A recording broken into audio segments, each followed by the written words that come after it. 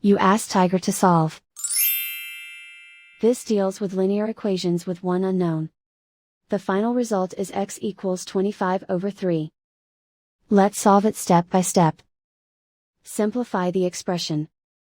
Find the lowest common denominator. Multiply the denominators.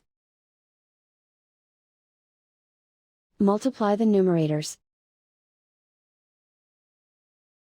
Combine the fractions. Combine the numerators. Swap sides. Isolate the x. Multiply both sides by 12. Group like terms.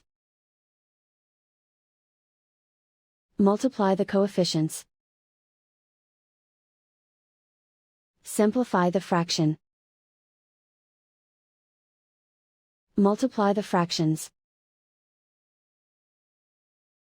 Simplify the arithmetic. And so the final result is x equals 25/3.